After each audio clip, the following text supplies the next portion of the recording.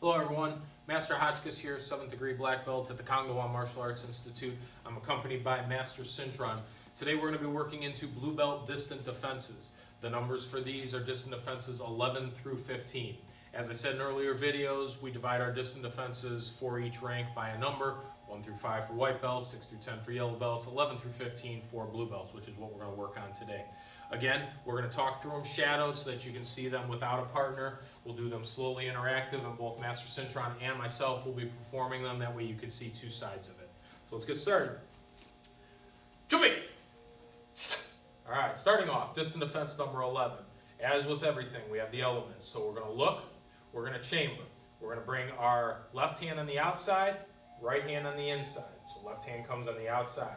Stance, we're going to leave that left foot, we're going to bring the other one back, and we're going to execute an upward knife hand parry. And as we do, we're going to pull our right hand back on our side. From here, we're going to reach over, we're going to grab the wrist of the punching hand, we're going to slide our left foot back just a little bit.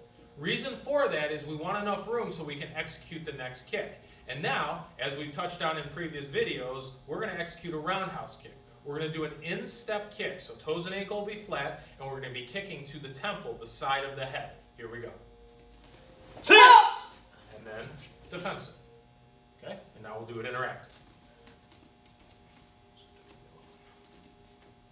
So now, Master Cintron will go back for the attack. If you don't remember, we'll review it one time.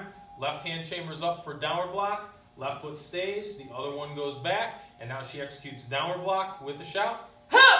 And then, when I'm ready, I'm going to shout. I'm going to do distant defense number 11. Hey! She's going to fold. She's going to slide. And then as she goes to throw the punch, I'm going to chamber. I'm going to slide back. I'm going to execute my upward parry. Grab. Shift my leg. And then roundhouse kick. With a shout. And defensive. And now Master Cintron.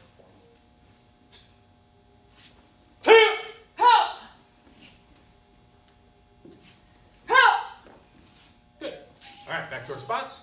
So now, moving into number 12. Number 12 is simple. It's probably the second easiest distant defense we've gone through so far. So we're going to, again, start with chumbi. And now, when we move into this, distant defense number 12, we're going to look. We're going to chamber our left hand for a punch. Now, our stance. We're going to take our right toes, we're going to point them out, and we're going to move them just a little bit. Then we're going to take our left foot, slide into back stance, and you'll notice that we're pointed at a little bit of an angle. You want to make sure you're pointed at your target, which is going to be the stomach. And now all you're going to do is execute a punch and a shot. Right to the stomach, downward angle, and defensive. And we're back. So now we'll do that interactive.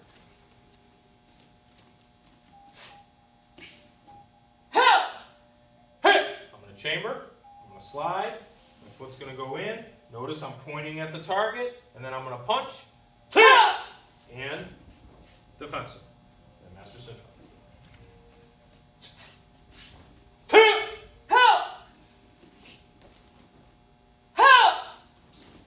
Good. All right. Now, moving into number 13. Number 13 is a little bit confusing, so make sure you watch the footwork because that's going to be your key. So, chumbi. All right, distant defense number 13. We're going to look. We're going to chamber our hand. We're going to chamber it on the right side. Now you'll notice there's space between our hands. Do not put your hands together. Space between our hands, and you want to pull it back on your side real far. Now, stance. I just want you to watch my feet. We're going to do this together. You're going to slide left foot behind the right foot. Right foot's going to step up, and then left foot is actually going to pull a little bit into your back stance. Again, we're facing at that target. So now, once we're in position here, we're going to execute the technique with a shout, which is going to be an elbow strike. As we do, our left hand is going to be in guard position to clear their arm out of the way if we need to. Go ahead. Once we make contact, then we go into defensive, and we're back. So now we'll do this together. Okay, distant defense number 13.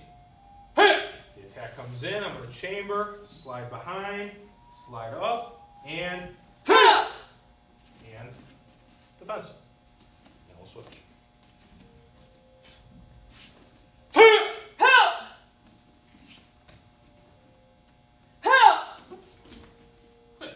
And now, moving into number 14. Number 14, this one is pretty straightforward too, but you got to be thinking about what you're doing because sometimes it gets a little tangled up. So when we start with this one, number 14, we're going to go into chumbi. All right, now we're looking. We're going to chamber. We're just going to open our left hand. We're not going to move it anymore. Stance. As the attack comes in, we're actually going to slide our left leg back into back stance. We're going to pull our right hand back, and our left hand is going to reach up, and you'll notice that our fingers are on this side, pointed this way, towards our left. As our fingers are there, our thumb is to the inside. The reason for that is as the punch comes in, we're going to drop the hand down on top of the forearm area, and then we're going to slide it into the wrist, and we're going to grab a hold. So we slide, we grab. Now, from here, what you're going to do is you're going to shift your right foot flat, you're going to shift your left foot back, you're going to pull them towards you, and you're going to throw a forearm strike to the temple with a shout and defensive. So now we'll do this one. This one will be a little bit different. You'll want to see it from both sides. So we'll start off. I'm going to slide back. Hand pulls. Notice fingers are out, thumb is in.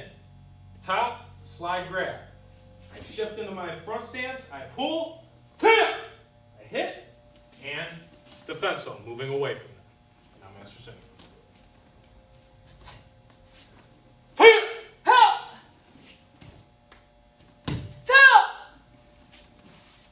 Perfect. And now number 15. This one is, again, the easiest of the group, and it's also going to relate very much to distant offense number 3, distant offense number 7. You'll hear me say as we get deeper into these videos about this one relates to this one, this relates to this one, this is like this one, because the concepts, the movements are the same. That's why practice is so important, so that you can maintain those things and it makes it easier to move forward with new things. So now, chumbi. Distant offense number 15, last one. We're going to start off, we're looking.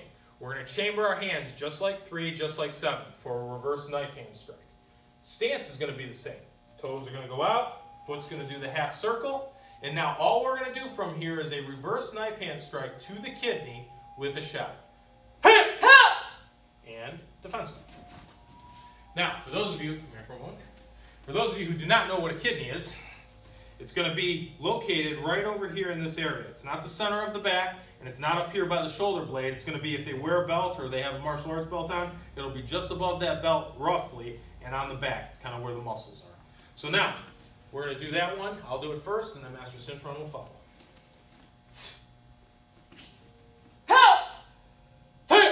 Chamber, toes, foot, and defensive. Now, obviously, you weren't able to see it. You'll see it a little bit better from Master Synchron's point of view.